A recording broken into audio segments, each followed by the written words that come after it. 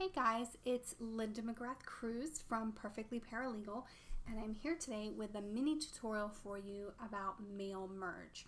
So mail merge is something that I use daily in my office, and I'm always surprised that a lot of people are not familiar with it and are not using it and could probably really save themselves a lot of time and effort if they were to put this into effect.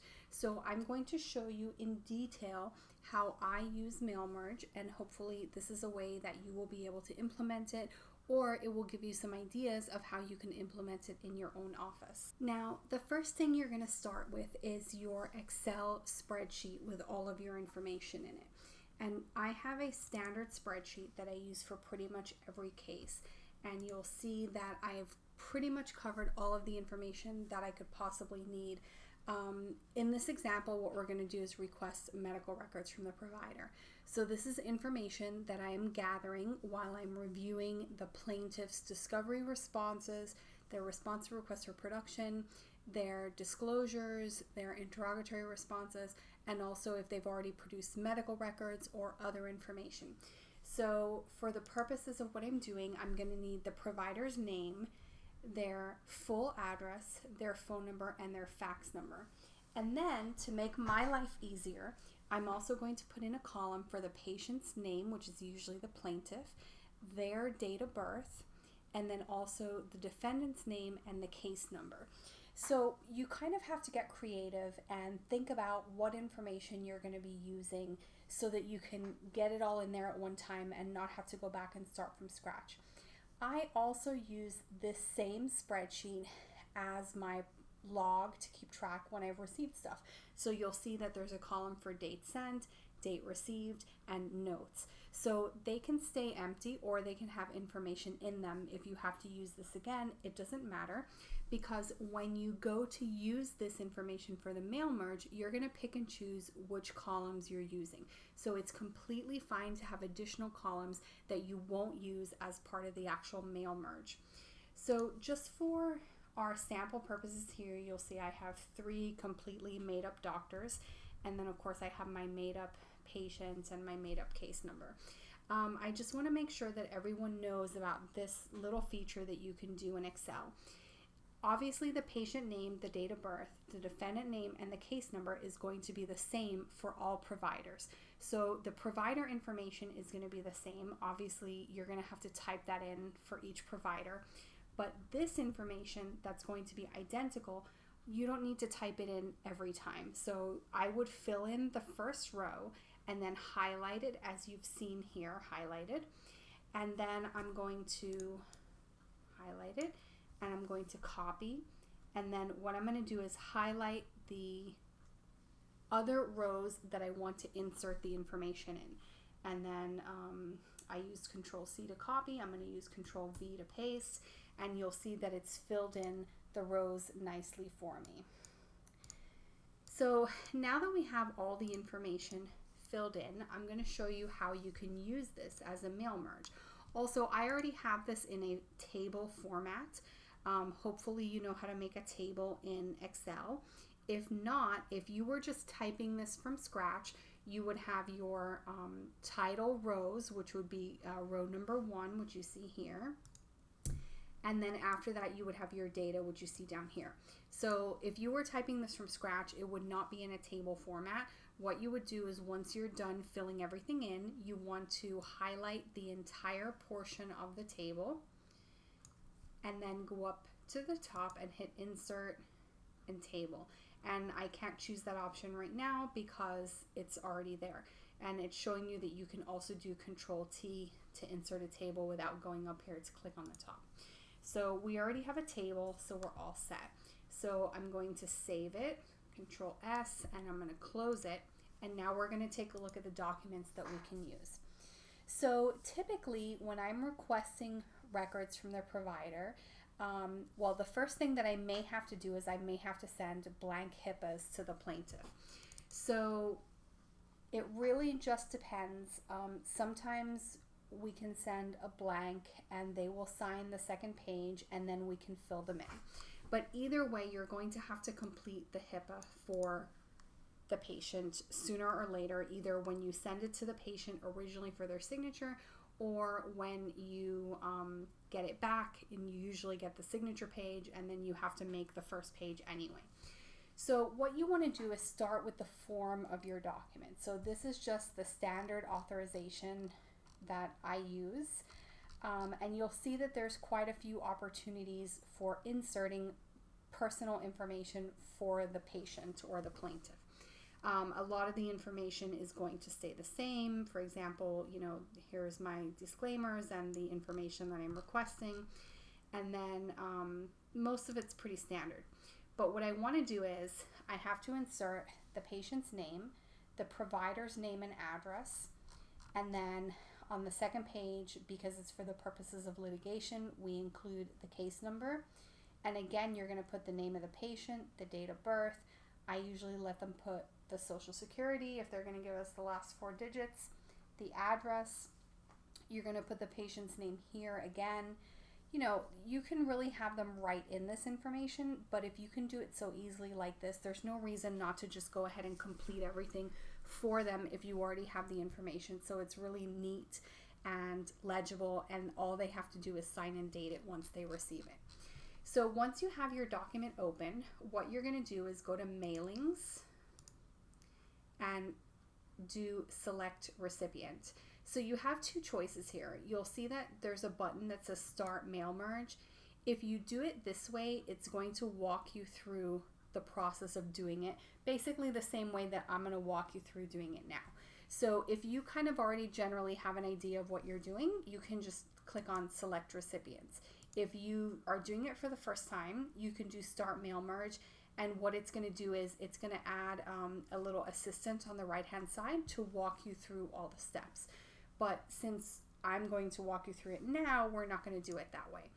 So the first thing that you need to know is the location of your Excel spreadsheet. That's basically going to be your database. So the easiest way to get that information quickly without browsing to the folder, if you already have the folder open, you can just go to the address bar here. And once you click on it, it will show you the full address. You can right click and choose copy. And then you can go back to Word. You can go to mailings and click on select recipients and then use an existing list. So if you don't have a list, you can actually begin the process of creating a list here. But usually since I'm using the Excel spreadsheet for other purposes as well, I just create the Excel spreadsheet separately. So we're going to do choose an existing list. And you could just easily browse to the folder from here.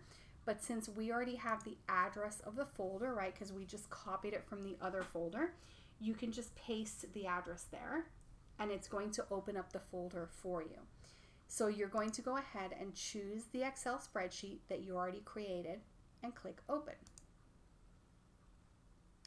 It's going to tell you that you have one spreadsheet. If it had multiple tabs, that file only has one tab. If it has multiples, it's going to ask you to choose which tab it is. You know how when you create an Excel spreadsheet, usually it has 3 tabs already at the bottom, and most people just leave them there even if they're not using them. In this particular spreadsheet, I've taken them out, so there's only one. But so typically there will be 3 options here, and you would always just choose the first one. And because it's a table and it has headers, you're always going to have this option here clicked off.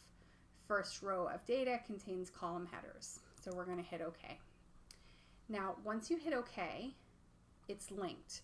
So what you're going to do is go back to mailings and you're going to insert mail merge field. Okay, so that's where you're going to be able to put the codes to transfer or to tell it which data to transfer from the Excel spreadsheet. So we're going to click insert mail merge field, and what you're going to do is decide where you're going to put it. So for example, here you're going to put the name of the patient or the plaintiff. I have a line there with a blank for them to write in their name, but we're going to fill it in automatically. So I'm going to delete that information and I'm going to insert there the patient's name. Okay, So you see how it puts this little code. It's going to automatically replace that with the patient's name when we finish the mail merge. And you can use formatting here. I like to put it in bold. So let me just do Control B. You can also underline it, Control U. Now, when you're finished with the actual document and you do the merge, the information that goes here is going to be bolded and underlined. So you can use the same formatting, and you can actually use this option here, Preview Results, to see what it's going to look like when you're finished. So if we click Preview, you see how the code goes away and it puts her name. So that's exactly how it's going to look. So now we're going to add the provider name. Again, I'm going to get rid of that blank line because I'm not going to need it, and I'm going to insert the provider name. And we're going to put their address. I usually like to put the address on one line, so I'm just going to delete that second line, and we're going to, again, insert mail merge field. We're going to put address, comma, city, comma, state, space, and zip code. And again, if you click preview, it's going to show you that here it's put the patient's name or the plaintiff's name, and then here it's got the provider's name and it has the full street address. So we're going to continue down and see what other information we can replace. So in this line, we're going to put the case number. So we're going to do insert merge field and put case number. And then we're going to put here so that the plaintiff doesn't have to write them. You know, if they're only doing 2 or 3, it may not be a big deal. If they're doing 50 or 60, they're going to get pretty frustrated if they have to write their name, their date of birth, you know, write their name here, write their name here. It's a lot of writing. So if we can just easily do it, there's no reason not to. So we're going to insert the patient's name. We're going to insert their date of birth. The social we don't have, the address we don't have, and then here again we're going to put their patient's name. And then you can just change the formatting however you want. Let me see, I'm going to take this off italic, I'm going to bold it and underline it, and it's ready to go. So you'll see it's added in the information. So now all they have to do, if you want the social, they can fill in the social. If not, you can just take it out. The address, that's another thing that you could have put in your Excel spreadsheet. If you have the address handy, you can go ahead and just make another column, and then you would insert the address the same way as all the other information. You would just do insert mail merge, and then you would put whichever one of these options you put for the address. So once you're happy with how everything looks, and again, you can do the preview results to see how it's going to look, and you can scroll between recipients. So, you know, we can look at all 3. Right now we're just using 3 as an example, and make sure that the formatting of the addresses look fine, nothing is running over to the next line, everything looks neat, you know, everything here is filled out as much as possible, and you're good to go. Another thing that you can also do is, let's say on the recipient list you had 15 providers and you just wanted to send out the first 5, and then later on you're going to come back and send out another 5. You can actually go to the recipient list and you can choose who you would like to include. So right now we have 3 providers and all 3 are automatically included, but you can remove one. So a perfect example here would be if you were going to do a fax cover sheet and you have 3 providers, but you only have fax numbers for 2 of them. So why make a 3rd fax confirmation sheet if you, or fax cover sheet if you don't have a fax number for that person? You don't have to. You can uncheck them here, and then it would only produce the final documents for the people who are checked off here. So it's automatically checked off, and then if you want to uncheck some people, you can go ahead and do that in there. And again, that's under Edit Recipient List. Okay, so once you're happy with how everything has been placed in the document, you've previewed your results, and you're happy with how everything looks, you want to go ahead and finish it. So you have a couple of options here. If you choose edit individual documents, what it will actually do is it will make a Word document that has the completed forms, but it's going to have all of them. So let me just show you. So I chose finish and merge, edit individual documents, and then I'm going to include them all. And what it's going to do is it's going to produce a new Word document for me. And this document, you can see, has 6 pages, even though our original only had 2. And so if you scroll down, you'll see this is the authorization for James Smith. It has the 2 pages. This is the authorization for Ellen Mallory. It has 2 pages. And this is the authorization for Jennifer Jackson. And again, it has 2 pages. So you could actually save this and say, okay, this is all the releases for all of these providers, and you can go ahead and email it over to opposing counsel or print it out and fax it, or however you're going to send it. The other option that you have is you can print it. When you tell it to print it, it's just going to go ahead and print all of them. So if you have 3, it'll print that same 6-page document that we just saw, it'll print them for you. And if you want to, alternatively, you can produce a PDF instead of a Word document. So the great thing about this is you already have all of this information in the PDF. So typically, if I am sending out a document to opposing counsel, I will send them the releases for their client to sign. And then once I get the releases back, I'm going to be sending a packet of information to the provider. And typically, I'm going to send them by fax. So typically, I would have a fax cover sheet, a letter, the release, and I also send them a document for them to sign if they have no records, so verifying that they have no records. So I typically have 4 documents, and then also if I'm sending them by mail as well, I will have an envelope, which will be my 5th document. So that can really get time consuming. If you have 50 or 60 providers that you have to send the information to, not only do you have to create the authorization for the plaintiff to sign, then when you get the authorizations back signed, you have to create envelopes and or fax cover sheets.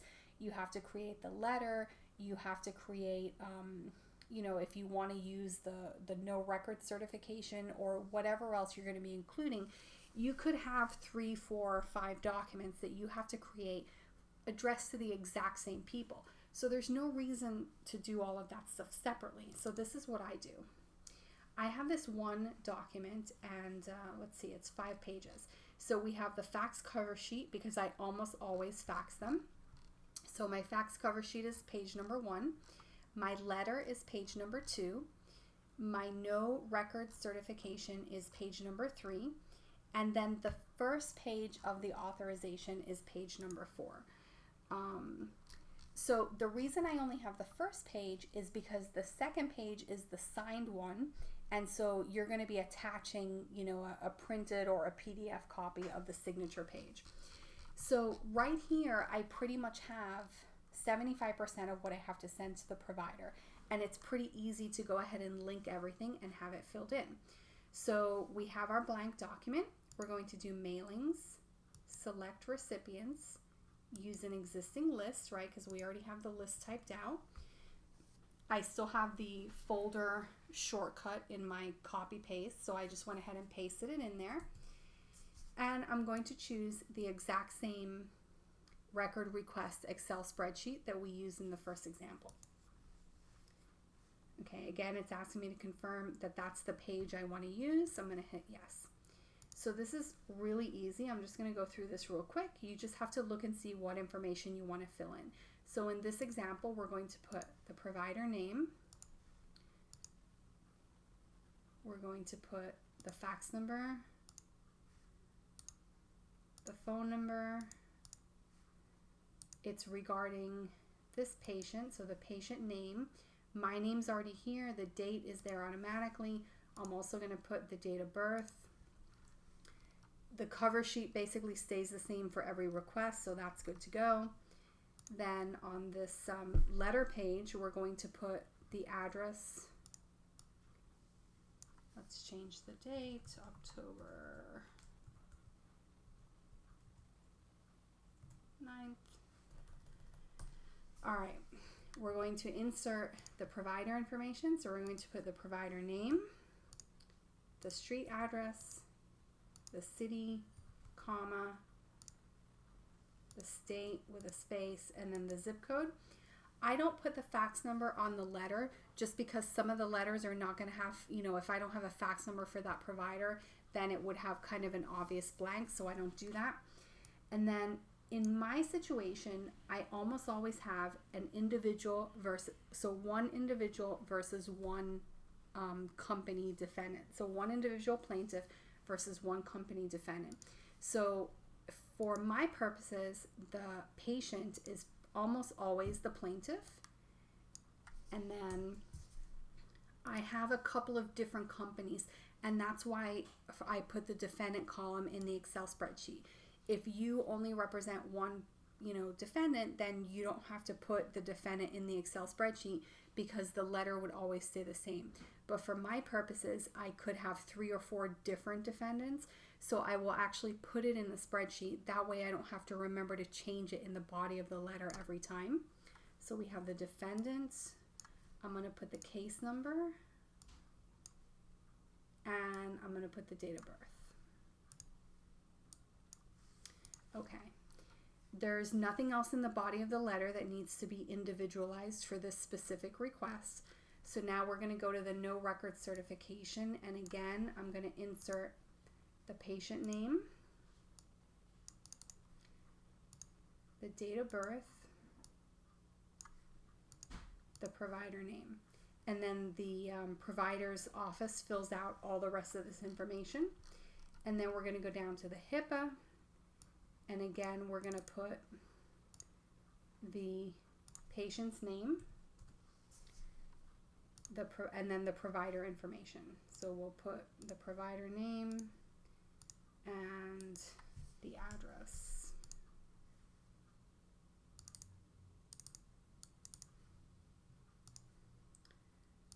Let me just put some commas and spaces in there. Okay. So now everything is done. The great thing about this form is you only have to do it one time, because when you go, so let's say you've created your Excel spreadsheet for the first plaintiff. Now when you are going to use it for a new case, you use the exact same spreadsheet, just obviously resave it and delete the information from the first plaintiff, and then you can just fill it in with the information for the new plaintiff. But what that means is all of these codes are going to be the same. So when you go to use the same document for a new case, you don't have to put in all this information again, right? You just have to link the different Excel spreadsheet, and then it's going to fill in that same information. So when you use, if you have, let's say, 5 different cases, the Excel spreadsheet itself is going to be identical as far as the columns and the titles of the columns.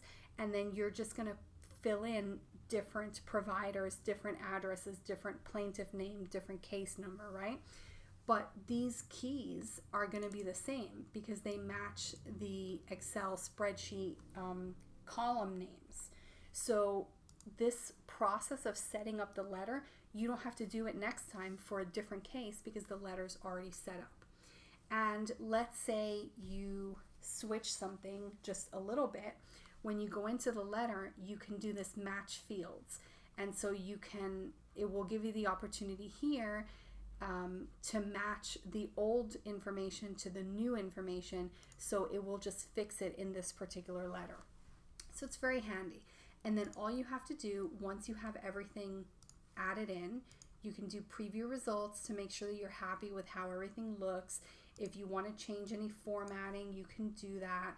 You can use whatever type of formatting you want, and that's going to carry over to how it looks in the final version.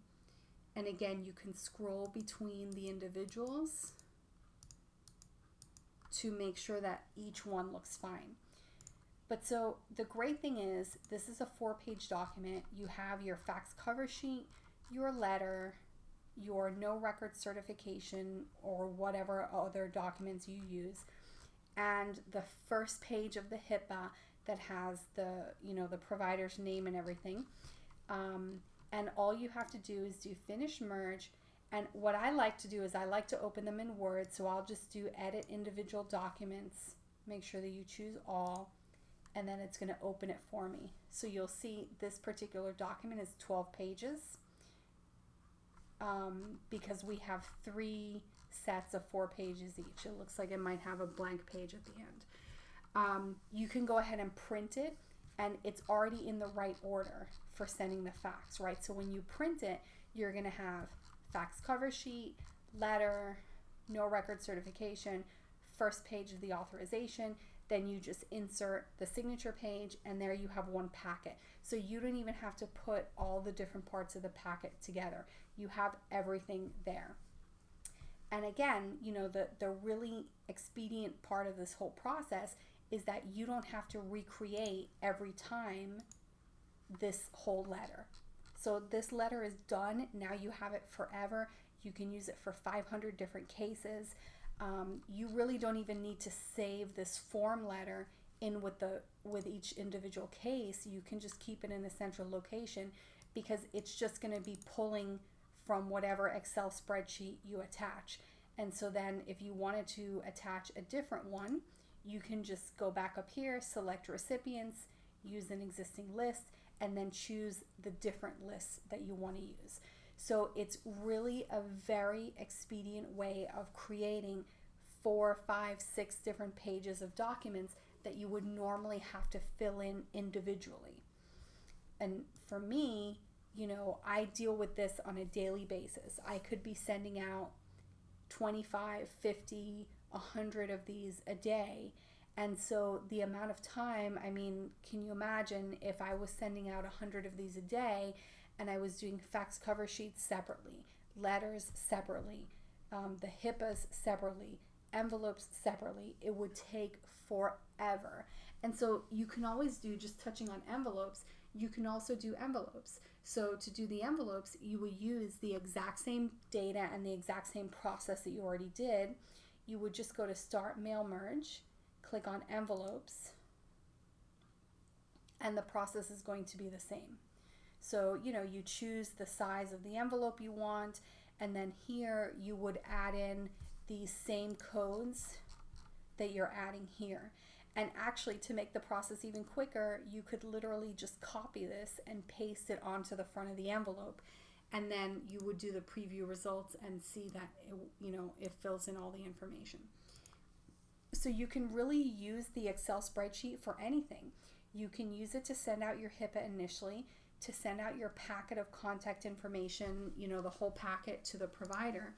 But then even when the case is over, one of the things that I do is I send a cancellation fax. So this is literally just a 1-page fax telling the provider that my request has been canceled. And, it really just depends on the procedures in your office. I like to send this out because then it assures that I don't come back later, 2 months after the case has been settled and some hospital finally gets around to sending me $500 worth of records. So it works exactly the same way. You just go to Mailings, select Recipients, use an existing list. Again, we're going to go to the same original folder. We're going to use the exact same original spreadsheet. And we're just going to do Insert Provider Name, Insert Fax Number, Insert Phone Number, just because we can. Put the patient's name, put the patient's date of birth. And there, you have a fax confirmation sheet. What did that take me? About 15 seconds. And you could print out fax confirmation sheets for 250 people in the same time that it takes you to prepare one once you have that Excel spreadsheet done. So it's very quickly, and then all you would have to do is print them, and it will spit out all the fax confirmation sheets, and then you just have to send them out. Now, it really just depends on the type of work that you're doing. Some people are just literally not doing any of this type of work, and so they may not have a use for it. But, if you're doing envelopes on a regular basis, if you're doing, and this is also something that you can do is, for example, You could use the Excel spreadsheet to have a database of judges or a database of experts that you frequently use, or even a database of your clients. So if you are frequently sending out letters or envelopes to judges, you can prepare the envelopes using this. Because remember, again, once you have the Excel spreadsheet, you can use it for any purpose. And since you can edit who you're going to send it to within the same spreadsheet, so let's say you have a spreadsheet of judges and you need just one envelope or two envelopes. Rather than creating the envelopes from scratch, you can just open up your Excel spreadsheet of judges, click off the two judges that you want envelopes for, hit OK, and print them, and you're good to go. And the same thing works for, your clients. You could create an Excel spreadsheet that has your client's name, mailing address, case number, and you could add a column for the amount of their bill. So you could have a letter to the client that says, enclosed, please find our statement for legal services rendered for September 2016 in the amount of, and then the blank could be the dollar amount that you put on the Excel spreadsheet. So that would be a really easy and convenient way to send out letters to clients along with invoices if you don't have another system in place, especially for smaller firms that may not have a case management system or something like that. So you can really think outside the box and find a lot of different ways that this may be able to help you in your practice. So really the main thing, I think, is trying to envision what you're going to use the information for before you start creating your Excel spreadsheet, so that you don't have to go back and recreate the wheel. I mean, you always can. You can always go back at any time and add a new column or change stuff around. It's not a big deal. But obviously, if you can get everything set up from the beginning and try to anticipate the information that you're going to use, then that will really kind of have you not redoing the work multiple times. So if you have any questions about mail merging, please let me know. This is something that I use frequently. I think it's really fantastic. There's a lot of other uses for it. You can do labels, name tags. You can even send emails using it. So if you have an email column in your spreadsheet and you have Outlook installed on your system, you can even do an email merge to send out emails to a bunch of people. So there really are a lot of different ways that you can use this tool to save yourself a lot of time and hassle and get things done on a very quick and convenient basis. So I hope that you have found this information useful. I just kind of threw this together on the fly, so I'm sorry if I have rambled a little bit, but I really hope that you've learned something and that this is something that will be able to help you in your day-to-day work. Thanks so much for listening.